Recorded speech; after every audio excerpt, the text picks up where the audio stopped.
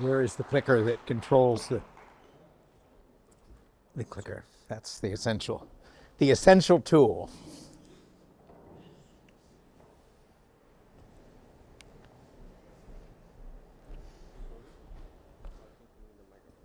What? I suppose. I have a very loud voice. I'm not sure I need this, but I'll use it. The topic was not chosen by me. Tanar suggested it, with the result that you are going to be hearing the first new talk I've given for quite a while. It's unfortunately a 2-hour talk being done in half an hour, so I'm going to have to pass over some things fairly briefly. There are two essential functions that governments perform, those being law and law enforcement and protecting from other governments. So the question really comes down to, can you have a functional society with no state which adequately does those things? Governments do lots of other things, but I don't think those count as essential. Most of them they probably also shouldn't do, but that would be a different argument. Can those be performed without a state? You see if this clicker is working. Yes, it's just got a time delay. Have they been in the past? Are they at present? And could they be in the future?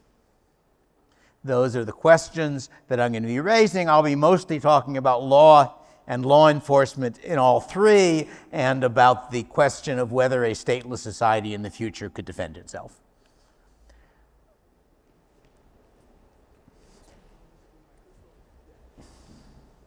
Sorry, never before been told my voice wasn't loud enough. There have been a variety of societies in the past which were stateless or semi-stateless, by which I mean that the law enforcement was being done privately and not by government. Examples would include the traditional Somali system, Saga period Iceland, the Comanche Indians. There are a fair number of other examples. I discuss them in some detail in my most recent book, which is called Legal Systems Very Different from Ours, and which covers a wide range of legal systems, starting with imperial China and ending with modern groups such as the Amish and the Romani. How do such systems get their law? That's one problem. And in practice, I think some of them have a traditional legal system that they're enforcing. Some of them, they're getting it from religion. And the most interesting case, perhaps, which is the Icelandic case, they have a legislature, but the legislature has no power. That is, there is a legislature which can make laws, but then depends entirely on private mechanisms to enforce them.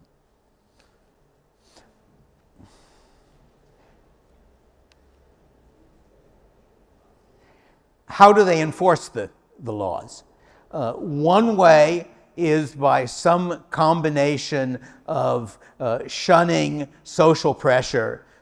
If you didn't abide by the rules of our society, we won't associate with you. One very interesting way is by what I think of as feud law. I should add that the word feud has nothing to do with the word feudal. People often assume it does. It is not only independent in meaning, it's independent in etymology. They come from different old Indo-European roots. How does feud law work? The basic rule of feud law is that if you wrong me, I threaten to harm you unless I'm compensated. In order for that to work, there are 4 different problems that it has to solve. One is making sure that it only works when you really have wronged me. You need some mechanism such that I can't just use the threat to harm you as a form of extortion. You need some version of what I think of as right makes might. Second requirement, I'm having a bit of a problem because what happens next on the screen is showing up on that little screen down there, which I can't read very well from up here. I usually do this on my own laptop, which is next to me. That screen just went off. Oops. I don't know what's going on now. All right, it's got it there, but for some reason the little screen now is not up to date. Give me just a moment. All right, that system is not working very well. All right, we second need a commitment strategy. That when I threaten to harm you, your response is, if you do that, I'll harm you, maybe I'll kill you. So we need some reason why I don't back down to your counter threat. And in particular, we need some way in which my commitment strategy can last past my own death. Because otherwise, when you have wronged me and I say, I'll harm you if you don't compensate me, you say, all right, I'll kill you. Problem solved. So you actually need commitment strategies that last through death. We also need some way in which weak people can get their rights defended. Because if the feud mechanism depends on my threatening to harm you, I've got to be able to harm you. So we need some solution to that problem.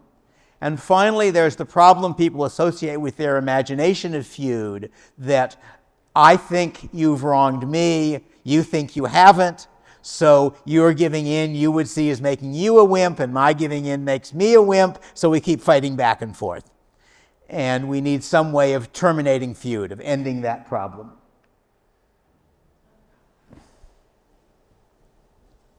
All four problems have in fact been solved. I'm only going to give examples because this is a half-hour talk a 2-hour talk in half an hour. But for one example, one way you get right makes might is there is some traditional mechanism for a trial which gives a verdict which is now publicly available information to everybody else. People don't really approve of their neighbors violating the rules and hurting other people and getting away with it. So once it's established that you're in the right, you are more likely to get the support of neutral parties, and they are less likely to get the support of neutral parties. So that's one way that problem is solved. The problem of getting of commitment is in part... all right, it's gone farther than I thought it had gone. The problem of getting commitment is in part through status, vengefulness, various psychological mechanisms such that when somebody has wronged you, you want to get them. But the solution of getting commitment through death is that you have some other group which inherits your claim. And in something like the Icelandic system, it's basically your family. Your family wants to collect the claim because it's lots of money for the guy who killed you, because killing is very expensive, at least in Icelandic law, several hundred ounces of silver. And furthermore, they want to establish the fact that they and their relatives aren't supposed to get killed. So therefore, they have an incentive to carry on even after you are dead. My favorite solution to the problem of protecting the weak is marketable tort claims. I'm an elderly man with one son and somebody kills him.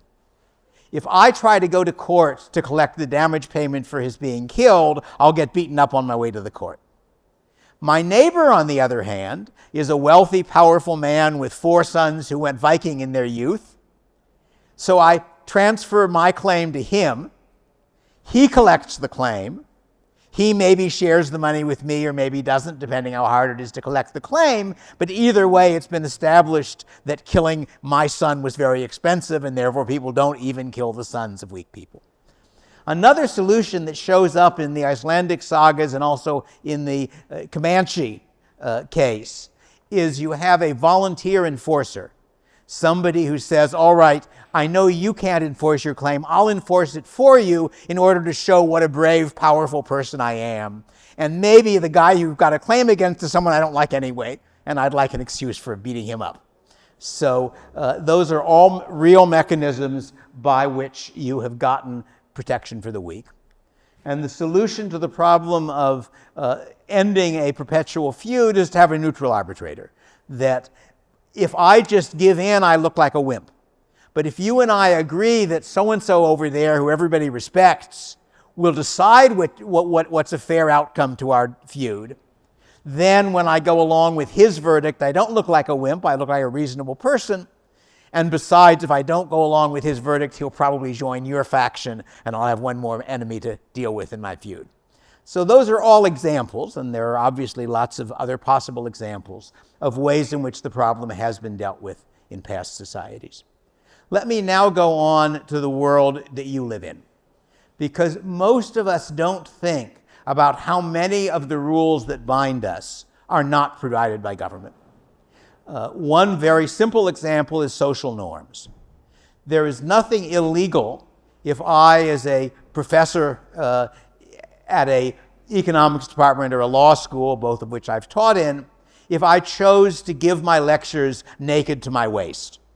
No law against it, but it would be a very foolish thing to do, because I would get the reputation of being a nut, and my colleagues would be less likely to talk to me, other schools less likely to hire me. There are a whole bunch of ways in which our behavior is in fact constrained, not by law, but by social norms.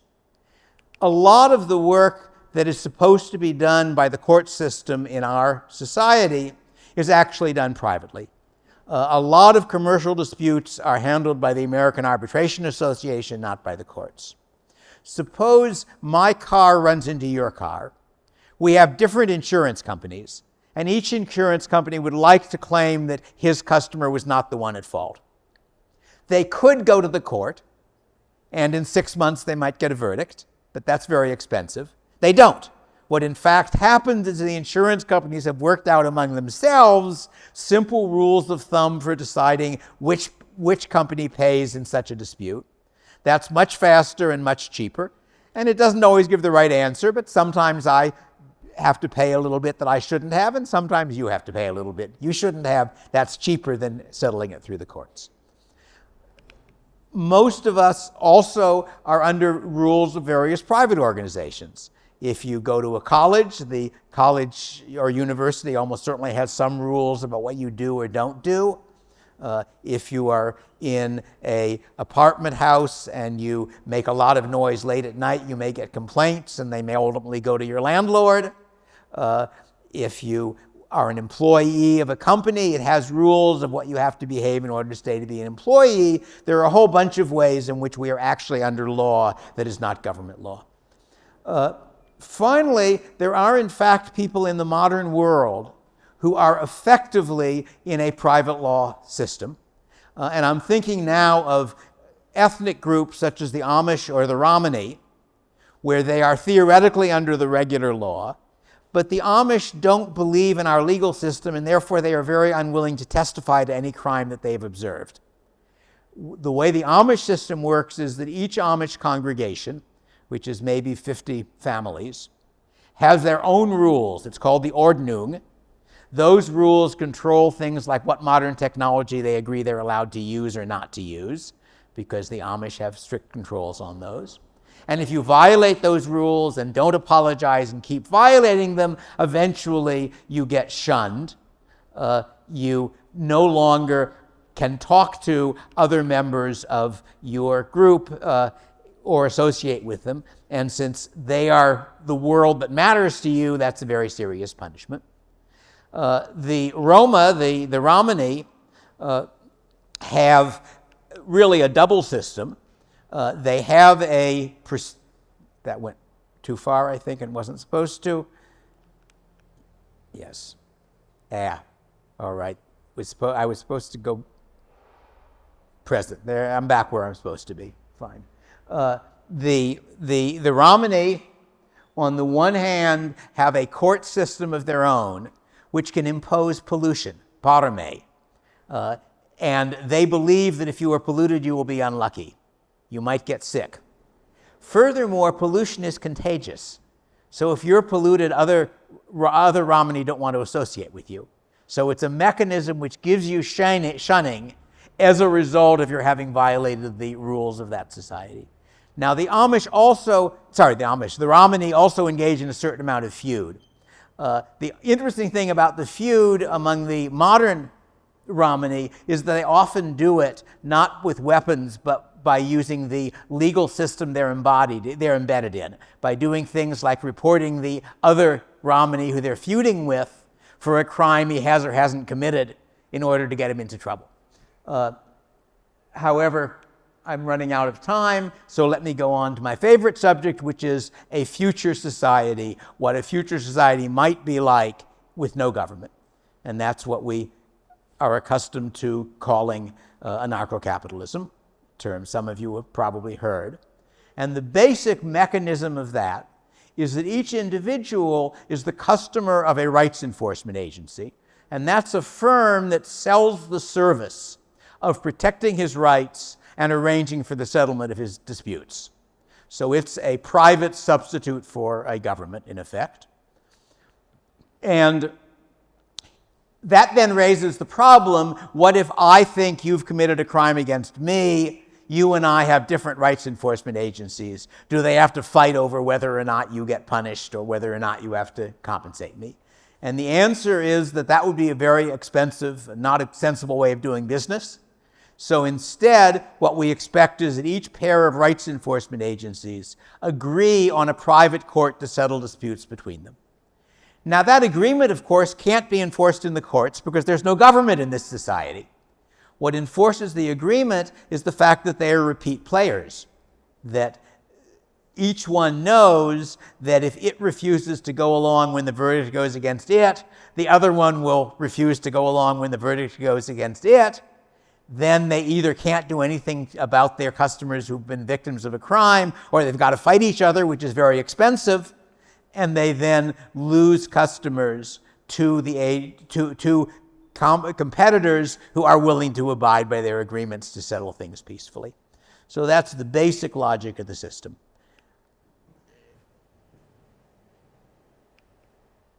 Where does the law come from?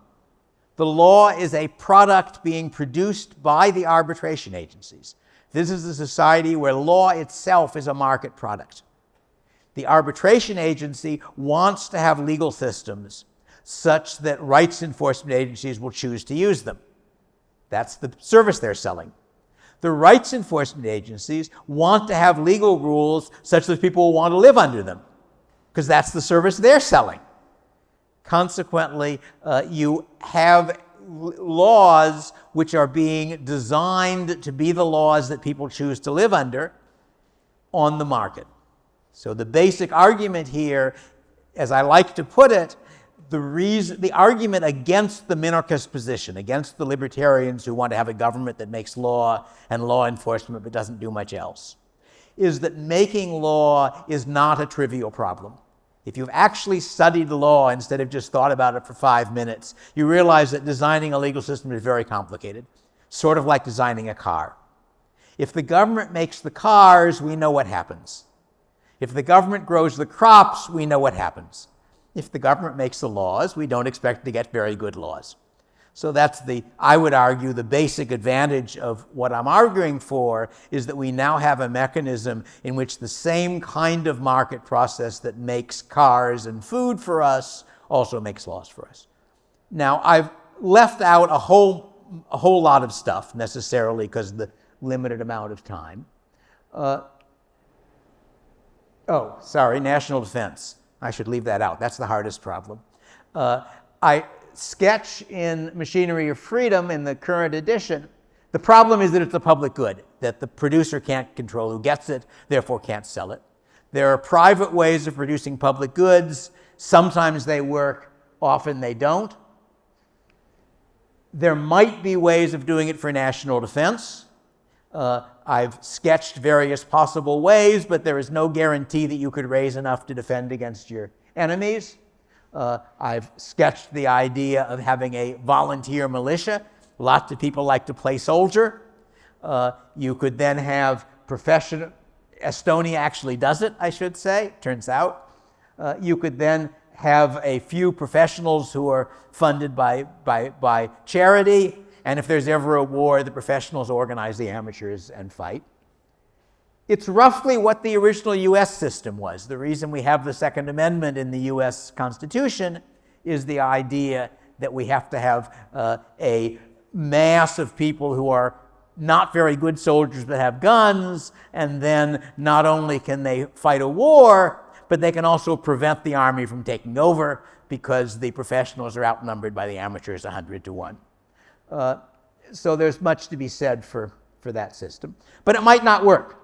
The critical point is that there is no guarantee in economic theory that there are reasons in economic theory to think that laissez-faire works better for food.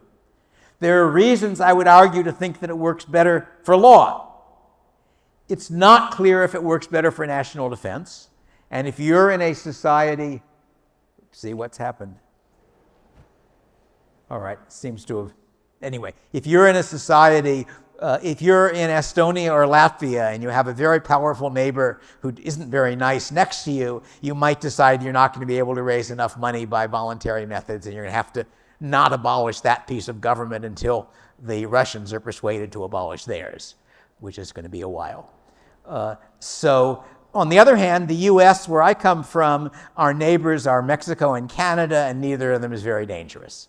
And we are conveniently provided with wide oceans on both sides of us. So I think the prospects for the US are a good deal better. So the final comments I wanted to make, as I started out by saying, this is a very brief sketch of a much more elaborate argument. It shouldn't persuade anybody. That is, you shouldn't be convinced that anarcho-capitalism will work because I've spent 5 minutes telling you about it. What I am hopefully I'm going to do is to convince you that it might work and therefore is worth thinking about, that it is one of the options, given that it doesn't have to produce a perfect society. That's not one of the items on the menu, unfortunately. All it has to do is to produce better results than what we've now got, and what results of what we now got have some fairly serious problems that you're mostly familiar with. Much more details of my argument are in The Machinery of Freedom, which is webbed on my site. Much more in Legal Systems Very Different from Ours, which is a lot of fun and covers a bunch of other things as well. But the basic theory of that book is that all human societies face the same problems. They solve them in a variety of different ways, and they're all grown-ups. And we should take all of those alternatives seriously, including the non-libertarian ones. Those are also ways in which humans have organized societies. But if you go to my website, which is that, you will find a link to a free PDF of The Machinery of Freedom. You will find a link to a very late draft of Legal Systems Very Different. And you will find, as a result of a suggestion by one of the people who reads my Substack, I now have a search window where you can put in any terms you like, and it will search more or less everything I've written to see what I've said about it, which I thought was a really neat idea. I had thought about indexing my Substack posts, and I thought it would be an awful lot of work, and somebody pointed out that Google had already done it for me. All right, I think that covers what I wanted to say, and I may even have made it within my half hour. I'm not sure. Thank you. Goodbye.